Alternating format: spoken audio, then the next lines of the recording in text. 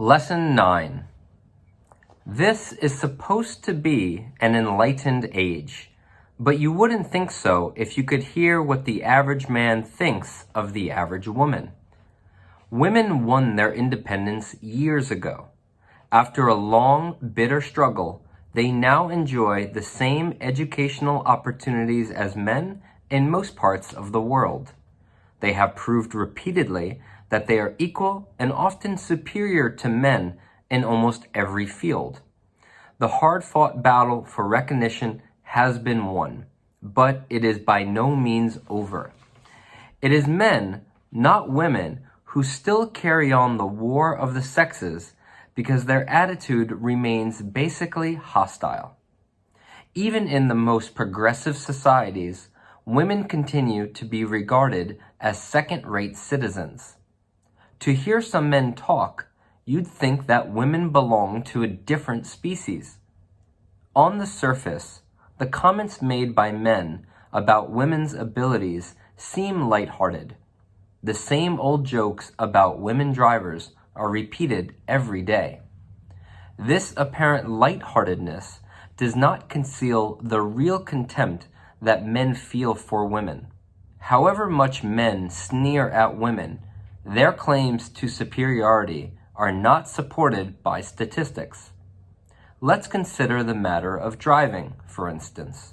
We all know that women cause far fewer accidents than men.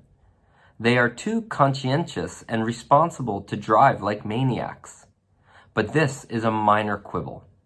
Women have succeeded in any job you care to name, as politicians, soldiers, doctors, factory hands, university professors, farmers, company directors, lawyers, bus conductors, scientists, and presidents of countries. They have often put men to shame.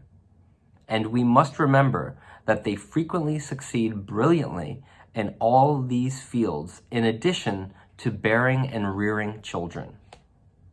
Yet men go on maintaining the fiction that there are many jobs women can't do. Top-level political negotiation between countries, business and banking are almost entirely controlled by men, who jealously guard their so-called rights. This situation is ridiculous. The arguments that men put forward to exclude women from these fields are all too familiar. Women, they say, are unreliable and irrational. They depend too little on cool reasoning and too much on intuition and instinct to arrive at decisions. They are not even capable of thinking clearly. Yet when women prove their abilities, men refuse to acknowledge them and give them their due. So much for a man's ability to think clearly. The truth is that men cling to their supremacy because of their basic inferiority complex. They avoid real competition. They know in their hearts that women are superior, and they are afraid of being beaten at their own game. One of the most important tasks in the world is to achieve peace between the nations.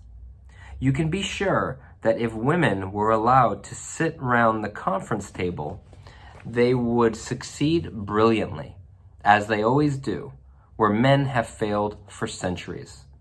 Some things are too important to be left to men.